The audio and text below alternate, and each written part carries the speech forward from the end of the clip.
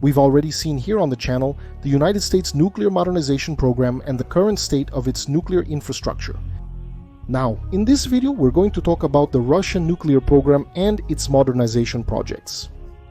But before that, don't forget to subscribe to the channel, share the video with everyone you know, leave your like, and also follow us on our other social networks to stay up to date with the channel's news, whether on Instagram or Telegram.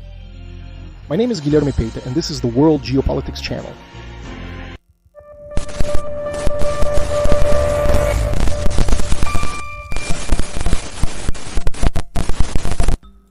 Whether you like Russia or not, you need to understand that Russia's status as a great power from 1949 to the present day is a variable in the equation of world geopolitics. You simply can't envision an international scenario without Russia playing a role in it.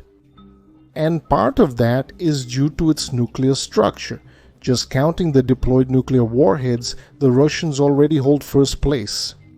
First, it's vital to say that for many years after the fall of the Soviet Union, the Russian Federation had a very different view of its nuclear weapons compared to the United States, because for a certain period, the Americans found themselves without military challenges. At that time, this reduced the role that nuclear weapons used to play in their military doctrine.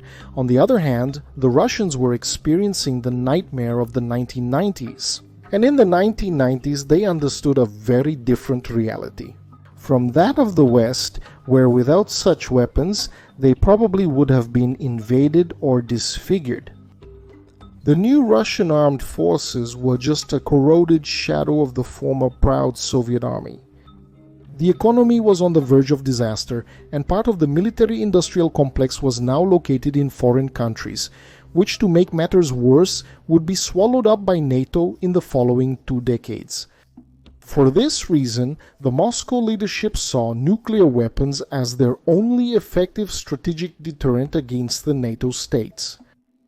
Marshal Sergeyev was Minister of Defense starting in 1997, and before that he held the position of Chief of the Strategic Missile Forces. Normally, when a military officer reaches a high-ranking position like Minister of Defense or Chief of the General Staff, it is expected that he puts his personal relationships aside and focuses on broader matters, so to speak. But Sergeyev dedicated his term to taking care of his old team, making sure that their extremely limited procurement resources were allocated to maintain or modernize the missile forces. So, even though the rest of the Russian army was under-equipped, demoralized, and infiltrated by corruption in the 90s, Russia's strategic missile forces managed to maintain their functional standards with excellent levels of readiness. But after Putin's rise to power in the 2000s, economic resources began to increase considerably, which led to huge modernization efforts for the armed forces, especially the nuclear program. And this resulted in Russia having one of the most diverse and extensive nuclear arsenals in the world. According to the Federation of American Scientists, considering the warheads that are deployed or in reserve, but excluding those that have been completely deactivated or are awaiting dismantlement, Russia would have approximately 321 intercontinental ballistic missile launchers, intercontinental ballistic missiles with about 834 warheads already deployed, and about half of these launchers are part of the Yars mobile system. At sea, the Russians have 11 nuclear submarines with submarine-launched ballistic missiles capability, or submarine-launched ballistic missiles. And they still have a supply of nuclear weapons for their strategic and tactical air force, as well as missiles for a variety of other forces, including air defense. In theory, there are nuclear torpedoes, nuclear anti-submarine weapons, nuclear anti-ship missiles, and nuclear anti-ballistic missiles, which would be nuclear missiles designed to shoot down other nuclear missiles from potential aggressors. And today, it is estimated that Russia has 1,816 warheads ready for immediate use, 2,815 in reserve, and 1,400 retired. In political terms, The Russian nuclear doctrine is quite clear about its limits, about when they will or will not use nuclear weapons. They exist to respond to what the Russian leadership considers existential threats to the Russian Federation, that is, attacks that could destroy Russia's ability to retaliate, to exist, or attacks using weapons of mass destruction. This Russian nuclear program was actually designed for a nuclear war, adapted from Soviet thinking. Tactical level weapons are present in large numbers, and there are adapted versions for every tactical situation you can imagine, whether it's to hunt submarines or to detonate an airspace where a radar invisible aircraft is suspected. This is very interesting because while we've seen a relative shortage of conventional combat equipment among Russian troops in the war in Ukraine, with soldiers lacking optical sights or their next-generation tanks, and fighters staying in the rear far from the front lines, on the other hand, you have a large number of tactical nuclear bombs for aviation. And sources like the Hand Corporation or the Federation of American Scientists or even other think tanks and even reports from state agencies of Western countries make it very clear that Russian nuclear capability is highly effective and at extremely high levels of operational capacity. Unlike the anti-Russia crowd who keep repeating all the time that Russian nuclear capabilities might not be effective or functional, either because the nuclear weapons wouldn't work or because there would be problems with the delivery system or the functionality of the warheads.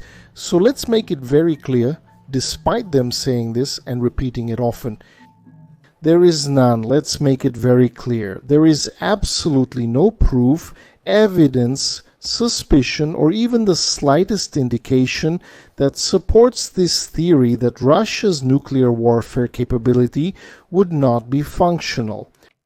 All reports from private and government intelligence agencies indicate that Russia's nuclear warfare system is quite effective and is functional. This is due to the reason I mentioned.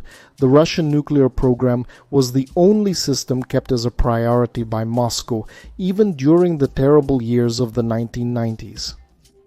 While the conventional forces were falling apart and cannibalizing themselves, the nuclear program was not. The sources that theorize about this supposed calamity in the Russian nuclear program are YouTubers without technical knowledge, whether in nuclear programs, geopolitics, Russian doctrine, defense and security, or anything else related to this, and not the main intelligence agencies and think tanks in the world that use real sources. So claims of this kind without solid evidence should be summarily ignored. Despite documented cases of explosions and accidents on submarines, or reports from former nuclear missile officers describing missiles arriving at silos in non-operational conditions, these are accounts that either have not been verified, and I have to admit it would actually be impossible to verify them, or have been denied by intelligence officials from Western governments themselves, or at least their impact has been minimized because, simply put, when we have a force of several thousand warheads, there is a big difference between part of the force being defective and most or all of the force not being functional all the time. And as you saw in the previous video, the situation of American nuclear facilities is at a serious level, and this is something properly proven by documentation. That's why, even if we're talking about 50% of Russia's nuclear capability being out of functional condition, and believe me, it probably doesn't even come remotely close to such a high number, we would still have 900 functional nuclear warheads capable of annihilating most of the infrastructure of NATO countries. And remember, as I said, 50% is a very optimistic number even for the most anti-Russian and pro-Western analysts. Historically, the Soviet Union had a peak of 40,000 warheads in 1986. This means that if Russia tries to maintain just 10% of that, we would still have an absurd number of nuclear warheads. So it's not something to be underestimated because, as I said, This was the priority of the Russian armed forces, and even if you argue that it became clear that the Russian armed forces were not as effective as previously thought, because in the war in Ukraine it became clear that there are problems with corruption, organization, and coordination affecting Russia's effective warfighting capability, you still have to admit that they were still capable and functional in maintaining defensive operations and carrying out counterattack operations. In terms of warhead production and maintenance, the Russian situation may, ironically, be less concerning than that of the American warheads. And the reason for this is that Soviet production capacity was so extremely large in the nuclear field that even though this productive capacity has declined, it would still be enormous. On the other hand, there is a serious problem for the Russians. In the previous video, I mentioned how estimates vary about how long the plutonium spheres in a United States nuclear weapon would last before needing to be replaced. So something around 80 years is generally accepted. But according to Oleg Bukharin from the Bulletin of the Atomic Scientists, the average lifespan of a Soviet nuclear plutonium sphere was between 10 and 15 years, and other sources confirm this as well. During the height of the Cold War, it is estimated that the Soviets were capable of carrying out 14,000 warhead operations per year, which included the manufacture of 4,000 new warheads, the dismantling of 4,000 old warheads, with the remaining operations being related to life extension and maintenance of the warheads that already existed. And sometime after the end of the Cold War, this would have been drastically reduced. However, and this is an important point, it was reduced, but it didn't stop, as happened with the United States, France, and the United Kingdom. We have 4 significant Soviet warhead production facilities that, by 2005, reduced their workforce from 30,000 employees to about 8,000. It's a huge reduction, but it's still an absurdly large production center. And the bad news for the West is that several United States government sources claim that Russia has an active warhead production line, which means they are producing new warheads. So even though many Russian nuclear weapons are old, many of them are probably relatively new.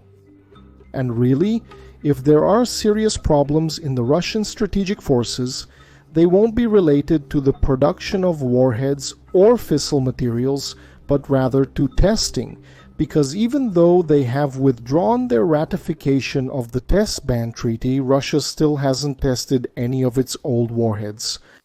And just as important as the warheads is the issue of the warhead delivery devices. And here the Russian case is interesting, because Russian state television often shows the new heavy intercontinental ballistic missile, the Sarmat, which was designed to replace the stock of old Soviet R-36 Voyevoda missiles. In NATO, they are known as SS-18 the Satan. The R-36 had a problem. They were manufactured and maintained in Ukraine, which now, for obvious reasons, no longer makes them. And Russia has been desperately trying to replace them.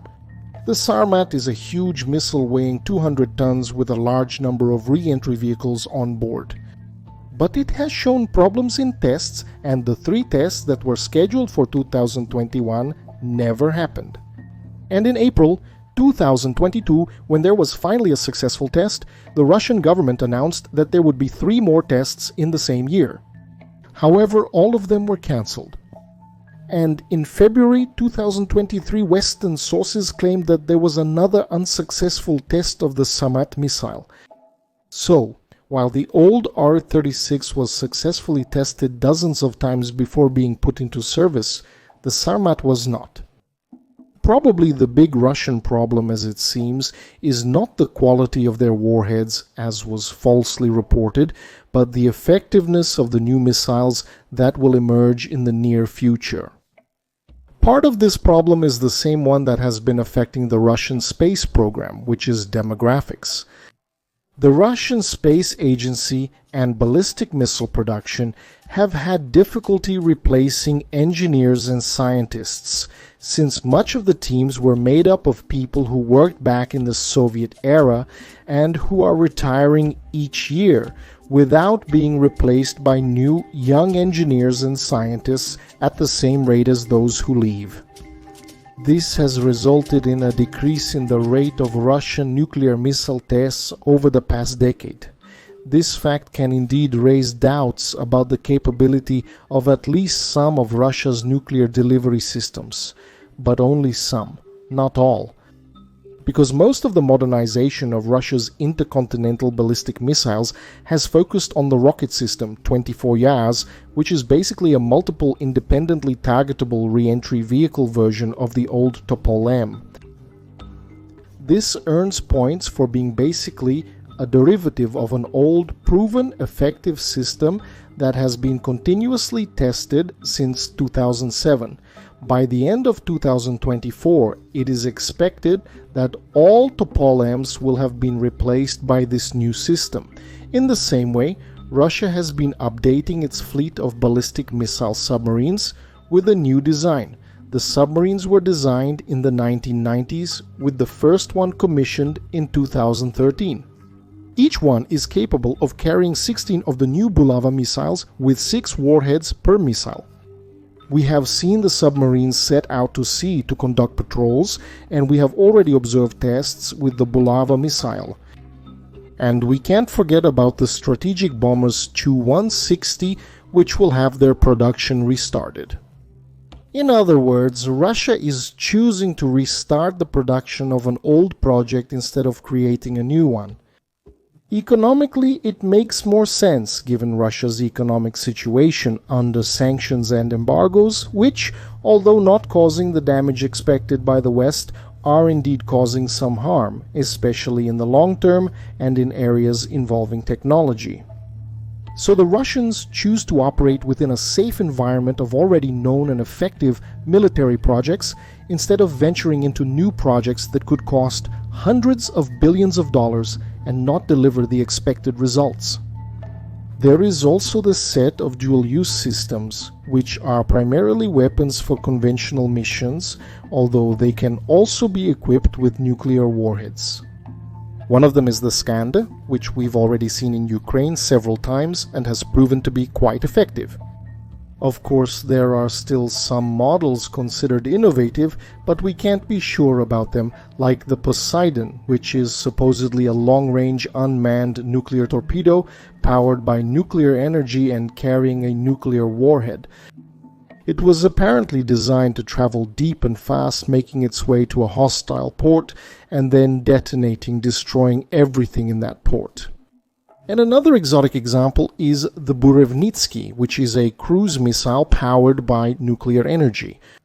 Russia took something fairly normal, a cruise missile with a nuclear warhead, and scaled it up considerably so they could put a nuclear propulsion system in it and give it, theoretically speaking, virtually unlimited range. So in summary, we can see that unlike their regular armed forces, which have shown deficiencies and serious problems in nuclear terms, the Russians are for now in a more comfortable position than the United States.